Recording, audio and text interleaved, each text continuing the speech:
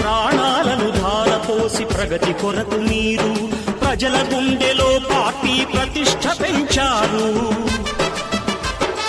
ఏ పదవి ఆశించక విభేదాలు లేక ఆస్తులు కోల్పోయినా అండగా నిలిచారు.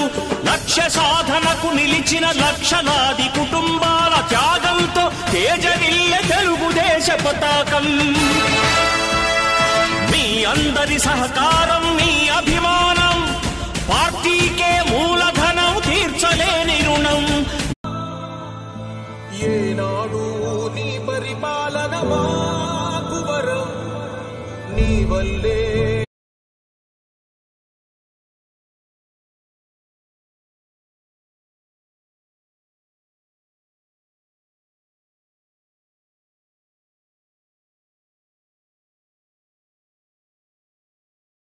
అధ్యక్షుడిని ఈరోజు స్వర్గీయ నందమూరి తారక రామారావు గారి 29వ వర్ధంతి సందర్భంగా ఈ మండల హెడ్ క్వార్టర్లో, మండల నియోజకవర్గంలో ఉన్నటువంటి మండల హెడ్ క్వార్టర్లో ఉన్నటువంటి ఎన్టీ రామారావు గారి విగ్రహానికి ఇవాళ పూలమాలలేసి నివాళులర్పించడం జరిగింది.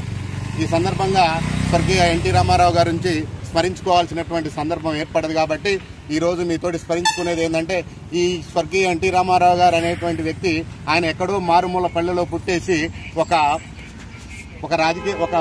యుగ పురుషుడిగా ఒక రాజకీయ నాయకుడిగా ఈ తెలుగు జాతి ఆత్మ గౌరవానికి ప్రతీకగా వెలుగొందినటువంటి మహానుభావుడు. అటువంటి మహానుభావుడిని పార్టీలకు అతీతంగా ఇవాళ మనం స్మరించుకోవాల్సినటువంటి అవసరం ఉన్నది. ఇక్కడ పుట్టేటువంటి యుగ పురుషులు ఎవరైతే ఉంటారో అటువంటి యుగ పురుషులలో ఒక యుగ పురుషుడు శ్రీ స్వర్గీయ ఎన్టీ రామారావు గారు.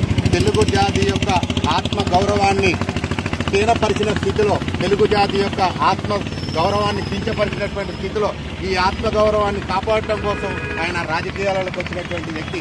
అటువంటి వ్యక్తి ఎప్పుడో 1982 మార్చి 29వ తారీఖు 4 గోడల మధ్యలో న్యూ ఎమ్మెల్యే క్వార్టర్స్ లో తెలుగుదేశం అనేటువంటి ఒక పార్టీని స్థాపించి అటువంటి పార్టీ 9 నెలల్లో రాజ్యాధికారంలో తీసుకొచ్చి దాన్ని అంచెలంచెలుగా పేదలకి ఫలాలు పంచినటువంటి మహావృక్షం చేసినటువంటి వ్యక్తి స్వర్గీయ ఎన్టీ రామారావు గారు. ఎన్టీ రామారావు గారికి ముందు రాజకీయాలు ఒకటి, ఎన్టీ రామారావు గారి తర్వాత రాజకీయాలు ఒకటి అని చెప్పించుకునేటువంటి స్థితిని ఏర్పాటు చేసినటువంటి వ్యక్తి స్వర్గీయ నందమూరి తారక రామారావు గారు. బీసీలకి, బడుగులకి, బలహీనులకి రాజ్యాధికారం అంటే ఏందో అందించినటువంటి వ్యక్తి స్వర్గీయ నందమూరి తారక రామారావు గారు. మొట్టమొదటి అసెంబ్లీలో 9 నెలలకు ఏర్పాటు చేసినటువంటి అసెంబ్లీలో 105 మంది